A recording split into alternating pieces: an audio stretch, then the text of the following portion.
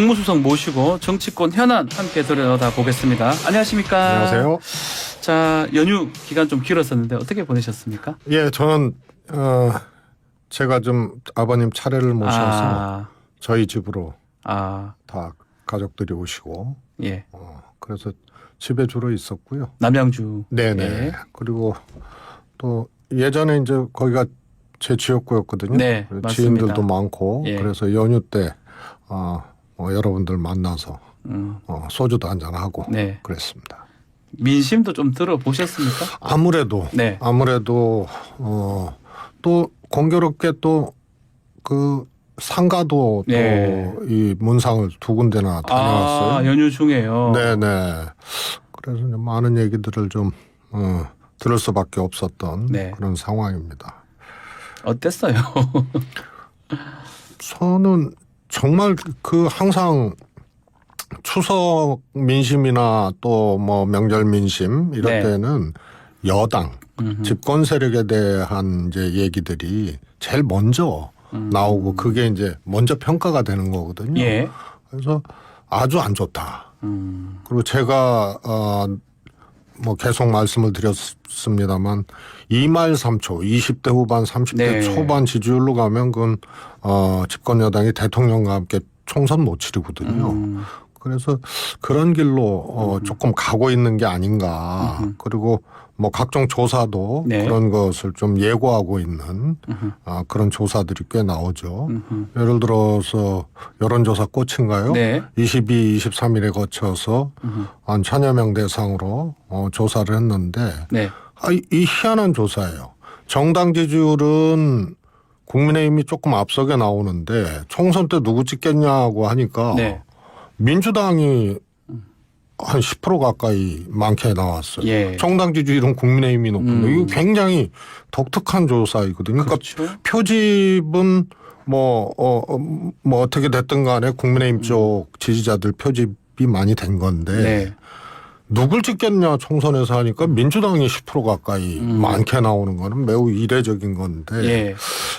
여당 입장에서는 집권당 입장에서는 매우 이제 민심이 떠나고 있는 것이 지금 확인이 되는 과정이 아니었나 싶습니다. 먼저 민주당 얘기부터 해보면 이재명 대표 복귀 지금 앞두고 있는데 자, 이재명 대표 앞으로 비명계 좀 안고 통합의 길로 간다 그렇게 보시는 겁니까? 이재명 당대표는 안으려고 하겠죠. 네. 그러나 안 안겨서 문제지. 비명계가 안 안긴다는 말씀인가요? 예, 그래서 그 문제는 이제 특히 이제 당내에서 정치적으로 예. 조금 다른 입장을 갖고 있고 이런 관계는 이렇게 대표가 그런다고 이제 한 번에 해결되고 네. 또 통합이 되고 그러진 않죠. 그러나 대표는 당내 통합, 네. 탕평 이런 길로 갈 수밖에 없고 그렇게 할 것이라고 봅니다. 김재원 최고위원이 피해 숙청 얘기를 하면서 1순위로 서른 의원을 이제 얘기를 했거든요. 어떻게 보십니까? 김 최고위원이 숙청을 당했기 때문에 본인이 너무 이제 과도한 표현과 반응을 예. 하시는 것 같은데요. 예. 특히 이제 민주당 문제에 대해서 잘 들여다보지 못하고 있는 그런 상황에서 말씀하신 게 아닌가 싶고요. 네. 일단 민주당은 피해 숙청이라는 것이 불가능한 정당이에요. 어떤 의미죠, 그게? 그동안 쭉 보면은요. 민주당은 그야말로 당명에서도 보여지고 또 대한민국 민주주의를 위해서 싸워오고 국민과 함께했던 정당이기 때문에 국민의힘은 총선 때 대통령에 반하는 그런 소위 진방 논쟁도 네. 그렇고 뭐 이명박 대통령 때 그때 총선에서 친박 학살했던 것도 그렇고 있었죠. 거기는 그렇게 제압의 길로 갑니다. 근데 민주당은 오히려 반노 반문이라고 했던 의원들이 쉽게 공천을 받는 이런 거거든요. 그래서 국민의힘하고 좀 달라요. 민주당은 당내의 반대편에 있는 당권의 반대편에 있는 네. 그런 의원들을 소위 말해서 제거하거나 뭐 이렇게 경선이나 되면 이런 걸 통해서 한다는 그 말씀을 하시는 겁니까? 이렇게 되면은 이 타격이 크기 때문에 예. 그렇게 못 해왔어요. 그래서 숙청이라는 것이 불가능한 정당이고요. 민주당은 더군다나 문재인 대통령의 당대표 시절에 소위 시스템 공천이라는 걸 만들었기 때문에 비명이든 친명이든 도전자가 있고 경쟁자가 있으면은 이 시스템 공천 경이라는 걸로 치르게 돼 있기 때문에 네. 거기서 져놓고 보복당했다고 주장하는 사람이 금태섭 전 의원이에요. 아하, 예. 경선에서 졌거든요. 예, 강서구. 그래서 예.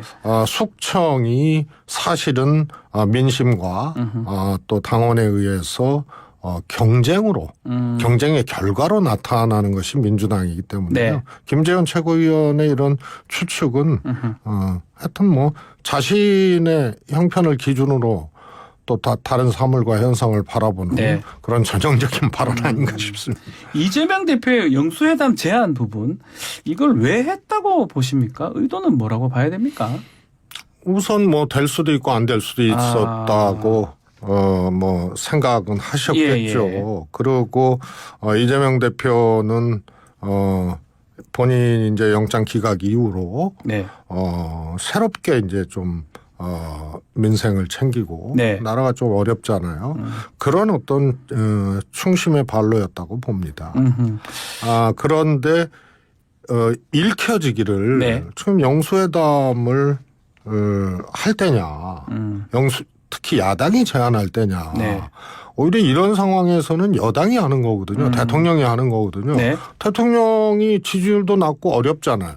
그리고 국회는 민주당이 다수 의석 아닙니까? 네. 그러면 이럴 때는 보통 대통령이 하는 건데 윤석열 대통령이라는 겪어보지 못한 대통령을 우리가 목도를 하면서 그런 장면들이 없어진 거거든요. 네. 그런데 야당 대표가 이것을 제안한 것은 제가 보기에는 지금 상황에서는 최소한 아니다. 그리고 또 강서 보궐선거가 진행되고 네. 있잖아요. 이 강서 보궐선거는 그야말로 정권 심판이냐 야당 심판이냐 이런 선거가 돼버렸어요. 이제는. 그래서 이런 그냥 일개 구청장 보궐선거가 아니고 국민의힘 쪽에서 판을 키운 거 아니에요. 예. 대통령이 키운 거죠 사실은. 김태우 후보를 사면하고 네. 깜짝 놀란 거죠. 설마 공천했는데 국민의힘에서는 공천 부정 기류가 있었음에도 불구하고 네. 결국은 김태우 공천을 했단 말이에요. 그래서 이건 사법부에 대해서 대통령이 사면을 통해서 그야말로 사법부를 무시한 거고 더군다나 상상을 넘어서는 공천을 했거든요. 네. 그래서 이게 더 집결이 되는 거고 아하. 총선을 앞둔 강서구청장 선거이기 때문에 더 이게 이 전국 선거가 돼버리고 풍향계가 돼버린 거거든요. 그래서 구청장 보궐선거가 정권 심판이냐 야당 심판으로 돼버린 거예요. 그 지금 말씀처럼 대통령이 이렇게 판을 키웠다고 이렇게 보시는 겁니까? 그렇습니다. 그래서 지금 여당의 지도부가 총력전에 임한다 이렇게 보십니까? 이게요. 네. 유례 없는 거예요. 유죄 확정 3개월 만에 김태호 전 구청장을 사면을 하잖아요. 유례 없거든요. 예. 사법부도 완전히 무시한 거죠. 그리고 바로 그 원인 제공자를 바로 또 공직 후보로 내세웠단 말이에요. 예. 이게 상상범주 밖에 있는 일을 윤 대통령이 현실화시켰다고 보는 거거든요. 네. 또 국민의힘도 공천을 안 한다부터 시작해서 김태우 공천은 부적절한 것으로 이미 그렇게 생각들을 하고 있었는데 결과는 김태우 공천이었거든요. 네. 그래서 이건 판을 키워버린 거예요. 그런데 시기가 총선을 앞둔 시기예요. 그렇죠. 그리고 또 한쪽에서는 이재명 대표의 이제 체포동의안 문제 또 영장 기각 문제 이렇게 돼버려가지고요. 이재명 대표는 영수회담을 제안할 시기가 아니에요. 싸워야 될 시기고요. 강서구청장 선거에 모든 걸 걸어야 되는 거예요. 그래서 여기서 지게 되면 네. 아마 이재명 대표는 강서구청장 선거에서 민주당 후보가 패배하게 되면 이재명 대표는 그냥 큰 충격과 변화가 불가피한 그런 상황을 맞게 될 겁니다. 이게 그러면 강서구청장이 더 중요한데 이 선거가 더 중요한데 영수회담 제안은 조금 상황하고 맞지 않다. 상황하고 맞지 않고요. 그렇게 보시는 거군요. 또 윤석열 대통령이 예? 아예 이재명 대표를 제거한다고 또 그렇게 다 여기고 있는 상황이고 예. 그동안 또 안 만났잖아요. 그래서 안 만나는 거예요. 그런데 정말 대회전의 길목에서 강서구 구청장 후보들이 격돌하고 있거든요. 네. 그리고 이것은 프레임이 그렇게 된 거예요. 정권 심판이냐 야당 심판. 여기에 물론 이제 건강도 지금 회복해야 되고 예. 하지만 여기에 모든 거를 다 걸어야 될 시점에 영수회담입니다. 이게 좀 안 맞아요. 만약에 그러면 강서구청장 선거에서 민주당이 패배한다면 이재명 대표의 어떤 거취 문제 이것도 당내에서 얘기가 나올 수 있나요? 나올 수 있죠. 나올 수 있다. 패배하면 예. 강서구청장 이 선거는 말씀드렸듯이 세 가지 점에서 유례가 없거든요. 네. 사면, 그다음에 김태우 공천, 원인 제공자 공천, 그다음에 총선을 앞둔 시점, 거기다 야당 대표를 죽이려고 하는 이런 과정. 네. 이게 딱 응축돼 있는 선거이기 때문에요. 민주당이 이겨야 되는 선거예요. 그런데 여기서 졌다 그러면은 이재명 대표로 총선 치를 수 없다. 이런 결과가 나오거든요. 강남에서 지거나 뭐 송파에서 지거나 이런 예. 게 아니거든요. 예. 그래서 여기에 사실은 사활을 걸어야 되는 거예요. 자, 그렇다면 뭐 내일부터 벌써 보궐선거 사전투표가 이제 실시가 됩니다. 민심 방향은 어떻게 읽고 있습니까? 우리 의원님께서는요? 저는 우선요. 강서구청이라는 게 민주당이 구청장 3번 했고 네. 국회의원도 3명이지만 지금 네. 예, 대선과 지난 대선과 지방선거 결과는 대선은 근소한 차 네. 이재명 대표가 조금 이겼고 네. 한 2%인가 이겼고요. 예. 그다음에 서울시장 선거나 이거는 뭐 한 10여 프로 졌거든요. 그래서 최근에 이 강서구가 조금 여야가 서로 질 수도 있고 이길 수도 있는 그런 지역이 돼버렸어요. 네. 그런데 지금 민심의 흐름이 안 좋고 강서구민들이 정말 뜨악할 정도의 사면과 김태우 공천이 일어났거든요. 그래서 이거는 오만한 거예요. 그렇기 때문에 이 유권자인 강서구민들이 이것을 오만하게 받아들이고 아마 유권자의 자존심 네. 이런 것을 세우는 선거가 되지 않을까 싶습니다. 그래서 민주당의 유리한 선거인데 네. 아무튼 집권당이고 힘을 갖고 하는 선거 아니에요? 네. 그래서 만약에 이게 다른 결과가 나오게 되면 이재명 대표는 치명타를 입는 거예요. 된다. 이재명 대표 주말에 지원 유세 갈 수 있다 이런 얘기도 나오고 있는데 지원 유세 가는 게 맞습니까? 안 가는 게 맞습니까? 저는 휠체어를 타고라도 가야 된다. 가셔야 된다 이렇게 보시군요. 그렇습니다. 가서 무조건 사활을 걸고 이건 해야 된다. 이게요 그렇게 됐다니까요. 정권 심판이냐 야당 심판이냐가 된 거예요. 그 여기서 지면은 네. 이재명 대표가 어려워지는 거예요. 어려워진다. 강서구청장 선거에서 졌는데 그것도 오만하게 저런 이상한 이 공천을 하고 과정을 밟아서 후보를 국민의힘에서 냈는데 이거 누가 봐도 용산발이라고 판단될 수밖에 없는 거거든요. 그런데 여기서 졌다. 그러면 치명타고요. 저쪽도 지게 되면은 굉장히 치명타가 오는데 네. 대통령이 있고 대통령이 만든 당대표가 있고 그래서 그립이 세기 때문에 충격파는 오고 총선 불안이 현실화되는 이런 결과로서 되는데 소위 말해서 지도부 교체라든가 국민의힘 이런 것들로 거죠? 연결되지는 않을 거예요. 그래서 결국은 저기는 한 번에 무너지는 거고. 예. 민주당은 여기서 지면은 퇴표가 거치가 그것은 결단을 내릴 수밖에 없는 상황이 오는 거죠. 네. 그래서 휠체어를 타고라도 가야 되는 거예요. 자, 그리고 지금 또 논란이 된 것 중에 하나가 한동훈 장관에 대한 탄핵 부분입니다. 우리 최재성 의원께서는 그거는 좀 시기가 맞지 않다 이렇게 얘기했던 걸로 제가 좀 들었던 것 같은데. 아닙니다. 이상민 장관 탄핵이라든가 예. 또 이제 검사 탄핵이라든가 뭐 이런 거는 제가 보기에는 이제 탄핵의 사유 있지 않습니까? 네. 이런 것들이 조금 불분명하고 추상적이고 그리고 결국 이상민 장관 같은 경우는 용산 참사가 났음에도 불구하고 결과적으로 이상민 장관을 살려주는 예. 그런 결과로 민주당의 탄핵 추진이 작동을 한 거거든요. 그냥 놔두고 퇴진하라 그러고 또 국회에 불러내서 계속 이상민 장관 문제 제기를 하고 예. 용산 참사 아직 끝나지 않은 거 아니에요? 그렇죠. 그렇게 했으면은 정치적 효과가 훨씬 더 컸을 텐데 명료하지 않은 뭐 심정적으로나 뭐 이런 것은 분명히 탄핵해도 시원치 않은 장관이지만 예. 명료하지 않은 걸 가지고 결국은 이상민 복귀. 그래서 살려주게 된 거고. 네. 근데 한정훈 장관은 탄핵의 사유들이 저는 명료하다고 보고요. 이상민의 그것만큼 야당 대표에 대해서 법무부 장관이 사실 본인이 직접 수사 개입했다고 자인하는 거 아니에요? 네. 그 다음에 피의 사실 공표를 하고 그것도 직접 증거도 아니고 말입니다.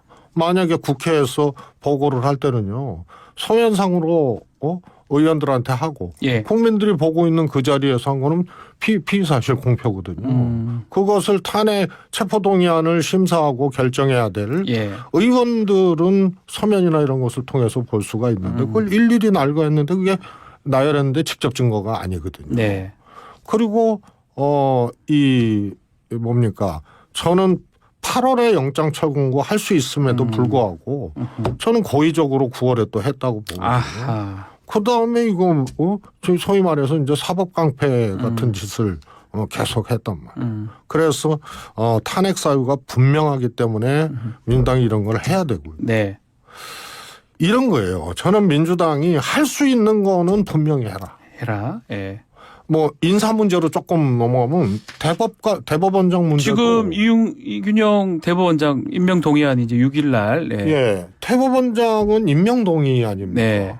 장관들 지금 김행이나 신원식, 유인촌 후보 등은 청문 동의거든요. 그래서 이건 청문 동의에서 부적격 의견을 내도 네. 대통령이 임명하면 그만이에요. 그런데 이거는 표결을 해서 동의를 해줘야 되거든요. 그렇죠. 헌법상. 예. 그래서 민주당이 이렇게 형편없고 정말로 그냥 뭐 대법원장이 아니고 공직자 자격 자체가 안 되는 사람이에요. 네. 여기서 국회의 힘과 야당의 힘을 다수 의석을 준 힘을 분명히 발휘를 해서 결과를 딱 지우면 네. 국민들이 야당이 저런 일을 할 수 있구나라고 오히려 강한 야당 또 야당의 필요성에 대해서 절대적으로 국민들이 동의를 하게 되는 거예요. 이런 거는 확실히 해야죠. 법무부 장관 탄핵도 그렇고 특히 대법원장 임명 동의안 같은 경우는 정확하게 해라 이렇게 말씀. 그렇습니다. 거네요. 이거에 대해서 예. 무슨 뭐 좌고우면 할 필요가 없습니다. 이거는 민주당의 힘으로 할 수가 있잖아요. 네. 그런데 대통령의 오랜 이 친구이자 지인이자 또 자격 자체가 부적격한 사람 아닙니까? 네. 이거를 올렸는데 그냥 해야 된다? 이거는 정말 국회의 역할을 포기를 하는 거죠. 민주당이 확실히 할 수 있는 거는 확실히 해줘야 해라. 됩니다. 알겠습니다. 자, 시간이 다 돼서 오늘 말씀은 여기까지 듣겠습니다. 최재성 전 청와대 정무수석과 함께했습니다. 감사합니다. 감사합니다.